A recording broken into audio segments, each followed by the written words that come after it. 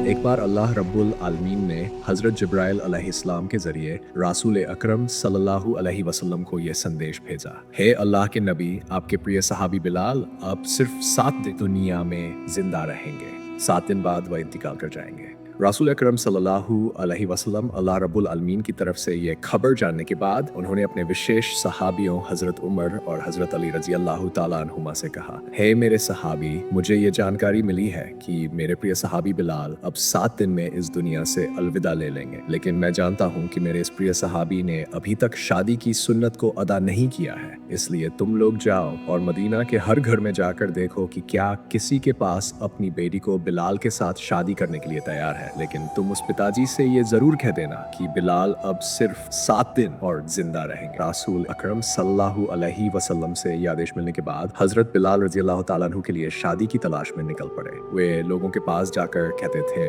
अल्लाह के प्रिय सहाबी हजरत बिलाल रजी अल्लाह ताला अन्हु के लिए रासूल अकरम सल्लल्लाहु अलैहि वसल्लम एक पत्नी की तलाश कर रहे हैं। क्या आप में से कोई अपनी बेटी को बिलाल के साथ शादी करने के लिए तैयार है? ये सुनकर लोग जवाब देने लगे, हम क्यों अल्लाह के नबी के प्रिय सहाबी हजरत बिलाल को अपनी बेटी नहीं देंगे? हम तो खुशी खुशी उन्हें अपनी बेटी से शादी देने के लिए तैयार है। ये तो हमारे लिए सौभाग्य की बात होगी। तब हजरत उमर और हजरत अली रजी अल्लाह ताला अन्हुमा ने कहा, लेकिन तुम लोग एक बात ध्यान में रखो कि हजरत बिलाल अब सिर्फ 7 दिन इस दुनिया में जिंदा रहेंगे। 7 दिन बाद वह इंतकाल कर जाएंगे। अल्लाह के रासूल सल्लल्लाहु अलैहि वसल्लम ने यह खबर हमें देने का आदेश दिया है। जब उन्होंने सुना कि हजरत बिलाल अब इस दुनिया में सिर्फ 7 दिन और जिंदा रहेंगे, तो वे कहने लगे, अगर हालात ऐसे हैं कि बिलाल 7 दिन बाद इस दुनिया से चले जाएंगे, तो हम अपनी बेटी को उनकी हाथों में देने के लिए किसी भी हालत में राजी नहीं होंगे, क्योंकि हम नहीं चाहते कि 7 दिन बाद हमारी बेटी विधवा हो जाए। फिर हजरत उमर और हजरत अली रजी अल्लाह ताला अन्हुमा मदीना के विभिन्न स्थानों पर हजरत बिलाल के लिए एक लड़की ढूंढने लगे, लेकिन वे कोई लड़की नहीं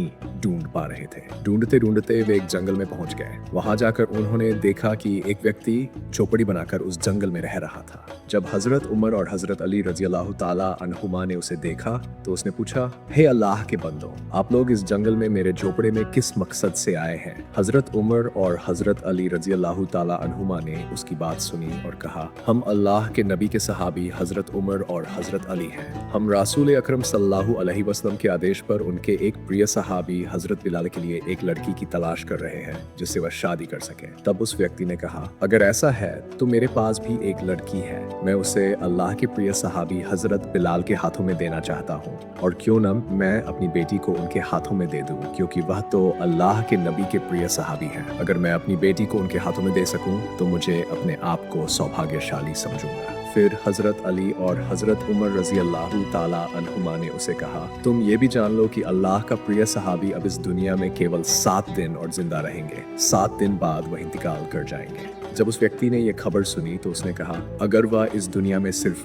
7 दिन और जिंदा रहेंगे तो मैं अपनी बेटी को उनके हाथों में नहीं देना चाहता, क्योंकि मैं नहीं चाहता कि 7 दिन बाद मेरी बेटी विधवा हो जाए।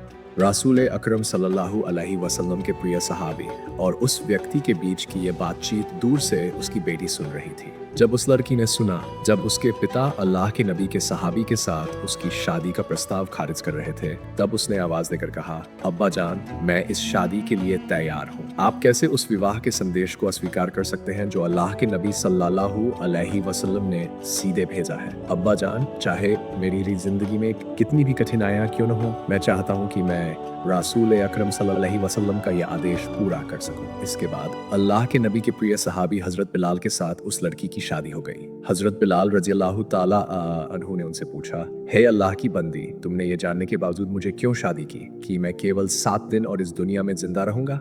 7 दिन बाद तो तुम विधवा हो जाओगी। तब उस लड़की ने जवाब दिया, हे अल्लाह के प्रिय सहाबी, भले ही 7 दिन बाद मैं विधवा हो जाऊं, फिर भी मैं अपनी जिंदगी से हजरत रासूल अकरम सल्लल्लाहु अलैहि वसल्लम के एक आदेश को पूरा करने में सफल रही हूँ। इसके लिए मैं खुद को धन्य महसूस करती हूँ, और आपके जैसे अल्लाह के नबी के एक प्रिय सहाबी को अपना पति पाकर मुझे परमानंद हो रहा है। हजरत बिलाल रजी अल्लाह ताला अन्हु ने जब अपनी मृत्यु के करीब महसूस किया तो उस दिन अपनी पत्नी से कहा, बीवी, आज रात को मैं इत्तेफाकन इंतकाल कर जाऊंगा। मृत्यु से पहले मुझे कुछ रोटी खाने का मन कर रहा है, तो तुम पड़ोसी के घर से थोड़ा आटा लेकर मेरे लिए रोटियां बना दो। हजरत बिलाल रजी अल्लाह ताला अन्हु की पत्नी ने उसकी बात मानकर 7 रोटियां बना दी और सामने रख दी। तभी एक भिखारी दरवाजे पर आकर बोला, हे गृहस्वामी, कई दिनों से मैं कुछ नहीं खा पाया हूँ, मुझे भूख से पेट में आग लग रही है, कृपया मुझे कुछ खाने का दान दीजिए। जब हजरत बिलाल रजी अल्लाह ताला अन्हु ने देखा कि दरवाजे पर एक भिखारी खाने की गुहार कर रहा है, तो उन्होंने अपनी मृत्यु से पहले की आखिरी इच्छा पूरी न करते हुए सभी रोटियां भिखारी को दान कर दी। भिखारी ने हजरत बिलाल रजी अल्लाह ताला अन्हु के दरवाजे के सामने ही रोटियां खाईं। जब हजरत बिलाल रजी अल्लाह ताला अन्हु की मृत्यु का समय निकट आया, तब हजरत आजराइल अलैहिस्सलाम उनकी जान लेने के लिए दरवाजे के सामने आए, लेकिन उन्होंने देखा कि एक भिखारी घर के अंदर जाने का रास्ता रोक कर बैठा हुआ था। तब हजरत आजराइल अलैहिस्सलाम ने उस भिखारी से कहा, तू यहाँ रास्ता क्यों रोक कर बैठा है? मुझे घर में प्रवेश करने दो, अल्लाह रब्बुल आलमीन का आदेश है। जब हजरत आजराइल अलैहिस्सलाम ने देखा कि भिखारी रास्ता नहीं छोड़ रहा है, तो वह बोले, हे आजराइल, क्या तुम नहीं जानते कि खाने के समय किसी को परेशान नहीं करना चाहिए? क्या तुम नहीं देख रहे कि मैं यहाँ बैठकर खाना खा रहा हूँ? हजरत आजराइल अलैहिस्सलाम ने जब देखा कि भिखारी किसी भी तरह से रास्ता नहीं छोड़ रहा है, अल्लाह रब्बुल आलमीन से कहा, हे रब, मैं आपके आदेश से हजरत बिलाल की जान लेने के लिए गया था, लेकिन वहां जाकर देखा कि एक भिखारी उनकी घर के दरवाजे के रास्ते को रोक कर बैठा है। मैं उसकी वजह से न तो घर में प्रवेश कर पा रहा हूँ और न ही हजरत बिलाल की जान ले पा रहा हूँ। तब अल्लाह रब्बुल आलमीन ने आजराइल अलैहिस्सलाम से कहा, हे आजराइल, मेरे प्रिय और प्यार करने वाले बंदे जो बिलाल के दरवाजे के सामने बैठे हैं, वो मेरे बहुत ही प्रिय हैं, इसलिए तुम उसे कोई भी बदतमीजी मत करना। अब जाकर तुम आदब से उससे पूछो कि वह क्या चाहता है। अगर उसकी कोई मांग हो तो उसे पूरी करो, फिर उसके बाद हजरत बिलाल की जान ले आओ। हजरत आजराइल अलैहिस्सलाम ने अल्लाह के आदेश पर हजरत बिलाल के दरवाजे के सामने जाकर फिर से देखा। इस बार भी वही भिखारी वहां बैठा हुआ था और रोटियां खा रहा था। फिर हजरत आजराइल अलैहिस्सलाम ने उस भिखारी से कहा, हे अल्लाह के प्रिय बंदे, तुम जो चाहते हो वो बताओ। अल्लाह रब्बुल आलमीन ने कहा है कि तुम्हारी जो भी इच्छा हो वह पूरी की जाएगी। हजरत बिलाल ने मुझे 7 रोटियां दी हैं और अल्लाह रब्बुल आलमीन ने कहा है कि जो 1 गुण दान करता है उसके बदले अल्लाह उसे 10 गुण देंगे। मैं चाहता हूं कि हजरत बिलाल को इन 7 रोटियों के बदले 70 साल की उम्र दी जाए। हजरत आजराइल अलैहिस्सलाम ने भिखारी की बात सुनी और कहा, यह असंभव है। अल्लाह रब्बुल आलमीन ने मुझे बिलाल की जान लेने का आदेश दिया है, अतः मुझे उनकी जान लेने का आदेश निभाना ही होगा। तुम अगर और कुछ मांगते हो तो वह पूरी कर सकता है, लेकिन तुम्हारी यह मांग पूरी नहीं की जा सकती। फिर भिखारी बोला, मैं कुछ और नहीं चाहता। इस दुनिया के किसी भी धन, संपत्ति या भौतिक सुख की मुझे कोई आशा नहीं है। मैं चाहता हूँ कि अल्लाह के सहाबी हजरत बिलाल की उम्र 70 साल बढ़ा दी जाए। हजरत आजराइल अलैहिस्सलाम ने जवाब दिया, तुम्हारी ये मांग मैं किसी भी हाल में पूरी नहीं कर सकता, क्योंकि अल्लाह रब्बुल आलमीन ने मुझे उनकी जान लेने का आदेश दिया है। भिखारी ने कहा, क्या अज़राइल अल्लाह ताला के लिए ऐसा कोई काम असंभव है? अगर अल्लाह रब्बुल आलमीन हजरत बिलाल की उम्र बढ़ा नहीं देते तो मैं 70 साल तक वहीं बैठकर 7 रोटियां खाऊंगा, और इस तरह तुम न उनके घर में प्रवेश कर सकोगे और न ही उनकी जान ले सकोगे।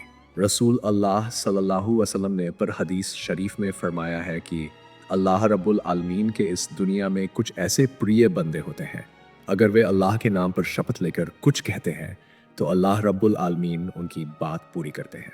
हजरत बिलाल के दरवाजे के सामने बैठा भिखारी कोई साधारण भिखारी नहीं था, वह अल्लाह और उनके रसूल का दीवाना था। वह हजरत वहीस कुरनी रहमतुल्लाहि अलैहि था। जब हजरत वहीस कुरनी रहमतुल्लाहि अलैहि ने अल्लाह से हजरत बिलाल की उम्र बढ़ाने की मांग की, तो अल्लाह रब्बुल आलमीन ने उस मांग को पूरा करने में कोई कसर नहीं छोड़ी।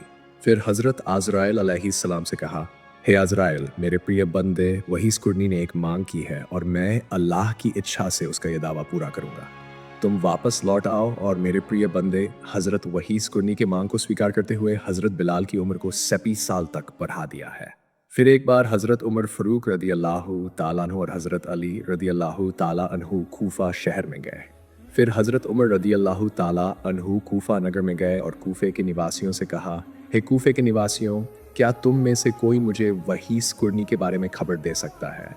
हमें अल्लाह के इस प्रिय बंदे से मिलने की ज़रूरत है जो हज़रत मोहम्मद सल्लल्लाहु अलैहि वसल्लम के एक विशेष आदेश का पालन करने के लिए आ रहे हैं। तब कूफे के निवासियों ने कहा, हज़रत, हम किसी ऐसे व्यक्ति को नहीं जानते। हज़रत उमर रदी अल्लाहु ताला अन्हु ने पूछा, क्या यहाँ कोई ऐसा व्यक्ति है जिसका घर कर्ण क्षेत्र में हो? ये सुनकर एक व्यक्ति खड़ा हुआ और कहा, हज़रत, मेरा घर कर्ण क्षेत्र में है। हज़रत उमर रदी अल्लाहु ताला अन्हु ने उस व्यक्ति से पूछा, क्या तुम वहीस कुर्नी नामक किसी व्यक्ति को जानते हो? उस व्यक्ति ने कहा, हज़रत, मैं एक व्यक्ति को जानता हूँ, लेकिन मुझे नहीं पता कि वह वहीस कुर्नी है या नहीं। वह एक पागल प्रकृति का व्यक्ति है। जब लोग हंसते हैं वह रोता है, और जब लोग रोते हैं वह हंसता है। वह उन पर सवारी करता है, उसकी कपड़े फटे और गंदे रहते हैं, और वह हमेशा लोगों की नज़र से बचता रहता है। हज़रत उमर रदी अल्लाहु ताला अन्हु ने कहा, तुम हमें उस व्यक्ति के पास ले चलो, हम उसी व्यक्ति की तलाश कर रहे हैं। अल्लाह के रसूल सल्लल्लाहु अलैहि वसल्लम ने हमें उसकी विशेषताएं बताई हैं। जो निशानियां तुमने बताई हैं वही हमारे पास भी थी। फिर वह व्यक्ति हज़रत उमर और हज़रत अली रदी अल्लाहु ताला अन्हु को लेकर उस व्यक्ति को ढूंढने के लिए निकल पड़े। एक सुनसान मैदान में जाकर उन्होंने देखा कि वह व्यक्ति एक पेड़ के नीचे नमाज पढ़ रहा है। हज़रत उमर और अली रदी अल्लाहु ताला अन्हु उसके पास गए और पास खड़े हो गए। जब वह व्यक्ति नमाज खत्म कर चुका तो उन्होंने उसे सलाम किया। उस व्यक्ति ने सलाम का जवाब दिया और पूछा, आप लोग कौन हैं और मेरे पास आने का क्या कारण है? उन्होंने उत्तर दिया, हम अल्लाह के रसूल के सहाबी हैं, हज़रत उमर और हज़रत अली। हम अल्लाह के एक प्रिय बंदे को ढूंढने के लिए आए हैं। क्या आप कृपया हमें अपना नाम बताएंगे? तब उस व्यक्ति ने कहा, मेरा नाम अब्दुल्लाह है, यानी मैं अल्लाह का बंदा हूँ। हज़रत उमर रदी अल्लाहु ताला अन्हु ने कहा, हम सभी अब्दुल्लाह हैं। हम वह नाम जानना चाहते हैं जो आपके माता पिता ने आपको दिया था। फिर उस व्यक्ति ने कहा, मेरे माँ बाप ने मुझे वैस नाम दिया था और लोग मुझे कर्ण क्षेत्र का निवासी होने के कारण वैस करनी कहकर बुलाते हैं। फिर हज़रत उमर रदी अल्लाहु ताला अन्हु अदब से कहने लगे, हे अल्लाह के बंदे, क्या आप कृपया अपना दाहिना हाथ हमें दिखाएंगे? वैस करनी रहमतुल्लाहि अलैहि ने फिर हज़रत उमर और अली रदी अल्लाहु ताला अन्हु के पास अपना दाहिना हाथ बढ़ाया। उन्होंने देखा कि उनके दाहिने हाथ में कुष्ठ रोग का एक सफ़ेद निशान था। जब रासूलुल्लाह सल्लल्लाहु अलैहि वसल्लम ने उनके बारे में जो निशानियां बताई थीं, वे सब निशानियां सही थीं। फिर हज़रत उमर और अली रदी अल्लाहु ताला अन्हु ने उनके हाथ को चूमा और कहा, हे अल्लाह के प्रिय बंदे, हम तो आपकी ही खोज में आए थे। फिर उन्होंने पूछा, तुम लोग इतनी मेहनत करके मुझे क्यों ढूंढने आए हो? उन्होंने उत्तर दिया, हज़रत मोहम्मद सल्लल्लाहु अलैहि वसल्लम ने अपनी मौत से पहले हमें एक सलाह दी थी। उन्होंने अपनी पवित्र चादर हमें देकर कहा था कि इसे तुम्हें तक पहुंचाना है, और ये भी कहा था कि तुम वैस करनी से कहो कि वह हमारे उम्मत के लिए दुआ करें। वैस करनी रहमतुल्लाहि अलैहि ने कहा, तुम लोग रासूलुल्लाह सल्लल्लाहु अलैहि वसल्लम के प्रिय सहाबी हो। दुआ करने के लिए तो तुम लोग मुझसे ज्यादा योग्य हो, इसलिए तुम लोग ही उनके उम्मत के लिए दुआ करो। उन्होंने कहा, हम हमेशा रासूलुल्लाह सल्लल्लाहु अलैहि वसल्लम के उम्मत के लिए दुआ करते हैं, लेकिन अल्लाह के रसूल ने खासकर इस दुआ के लिए हमसे ये अनुरोध किया है। वैस करनी रहमतुल्लाहि अलैहि ने कहा, हे नबी के प्रिय सहाबियों, क्या मुझे उस पवित्र चादर की हुर्मत की रक्षा करने की ताकत है? मैं तो एक गुनाहगार और पागल व्यक्ति हूँ। मैं कैसे उसकी पवित्र चादर की हुर्मत और इज्जत की रक्षा कर सकता हूँ? उन्होंने उत्तर दिया, चूंकि रासूलुल्लाह सल्लल्लाहु अलैहि वसल्लम ने वह चादर तुम्हारे पास भेजी है, तो वह ये जानते थे कि अल्लाह के पास तुम्हारी कितनी अहमियत है। कृपया तुम उस पवित्र चादर को स्वीकार करो और हमारी गुनाहगार उम्मत के लिए दुआ करो। फिर हज़रत वैस करनी रहमतुल्लाहि अलैहि ने रासूलुल्लाह सल्लल्लाहु अलैहि वसल्लम की भेजी हुई पवित्र चादर को स्वीकार किया और कहा, तुम लोग यहाँ थोड़ी देर रुकें, मैं अपने दयालु प्रभु से अकेले में कुछ देर बात करके आता हूँ। फिर वैस करनी रहमतुल्लाहि अलैहि ने हज़रत अली और उमर रदी अल्लाहु ताला अन्हु को वहीं खड़ा करके थोड़ी दूर हट गए। फिर उन्होंने सजदा किया और अल्लाह रब्बुल आलमीन के दरबार में रोते हुए कहा, हे अल्लाह, तेरे प्रिय हबीब ने मेरी ओर अपनी पवित्र चादर भेजी है और कहा था कि मैं उनके गुनाहगार उम्मत के लिए दुआ करूं। हज़रत अली और उमर रदी अल्लाहु ताला आला अन्हु ने भी अपनी जिम्मेदारी निभाई, और अब तेरे प्रिय हबीब ने मुझे एक जिम्मेदारी दी है, और वह ये है कि मैं उनके गुनाहगार उम्मत के लिए दुआ करूं। मैं तेरे प्रिय हबीब के आदेश से तेरे दरबार में उनके गुनाहगार उम्मत के लिए दुआ कर रहा हूँ। तू उनके सभी गुनाहगार उम्मत को माफ कर दे।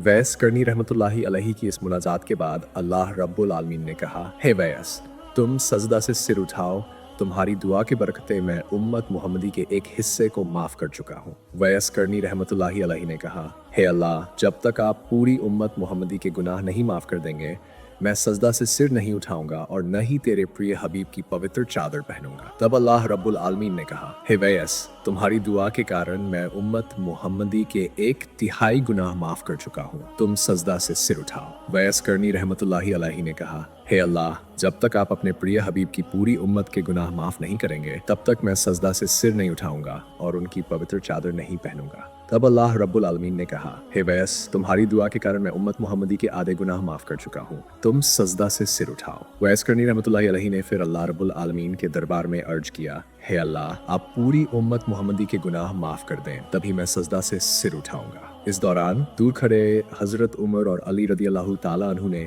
काफी समय तक खड़े रहने के कारण परेशानी महसूस की। तब वे हजरत वैस करनी रहमतुल्लाहि अलैहि के पास गए और देखना चाहते थे कि क्या हो रहा है। वास्तव में जब हजरत उमर और अली रदी अल्लाह ताला अन्हु हजरत वैस करनी रहमतुल्लाहि अलैहि के पास पहुंचे तो उनका ध्यान भंग हो गया और आशिक और माशूक के प्रेम का संबंध टूट गया। फिर उन्होंने अत्यंत अफसोस के साथ हजरत उमर और अली रदी अल्लाह ताला अन्हु से कहा, अगर आप थोड़ी देर और आते तो मैं पूरी उम्मत मोहम्मदी के गुनाह माफ करवा सकता था। आप मेरे पास आ गए जिससे मेरा ध्यान भंग हो गया और इसके कारण मैं अल्लाह रब्बुल आलमीन से पूरी उम्मत मोहम्मदी के गुनाह माफ नहीं करवा सका। फिर उन्होंने अफसोस के साथ अल्लाह रब्बुल आलमीन के दरबार में तौबा की और दुआ की, हे अल्लाह, तू हमारे द्वारा तेरे बंदे का ध्यान भंग करने के लिए हमें माफ कर दे। इसके बाद हजरत अली रदी अल्लाह ताला अन्हु ने हजरत वैस करनी रहमतुल्लाहि अलैहि से पूछा, हे अल्लाह के बंदे, तुम अल्लाह के रसूल से कितनी मोहब्बत करते हो, फिर भी तुम उनके जीवन काल में मदीना जाकर उनसे मुलाकात क्यों नहीं की?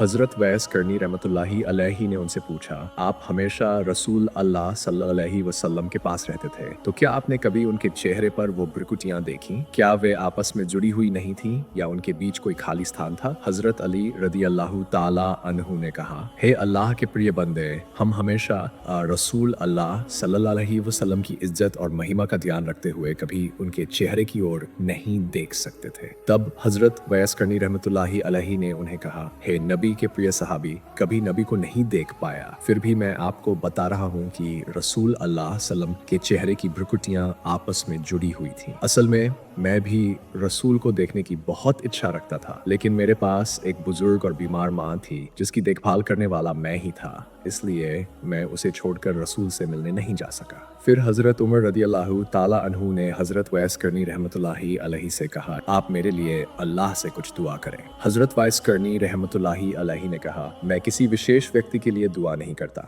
मैं हर नमाज के बाद अल्लाह से दुआ करता हूँ कि आपके प्रिय हबीब की जो उम्मत ईमान के साथ इस दुनिया से रुखसत होगी उन्हें तू माफ कर दे। तो अगर आप ईमान के साथ इस दुनिया से रुखसत होते हैं तो मेरी ये दुआ आपको परलोक में डूरेगी। प्रिय दर्शकगण, इस कहानी ने हमें सिखाया है कि यदि हम थोड़े से भी ईमान के साथ उस अंधेरी कब्र में जाएं तो अल्लाह ताला अपने प्यारे बंदों की दुआओं की बरकत से हमारे गुनाह माफ कर सकते हैं।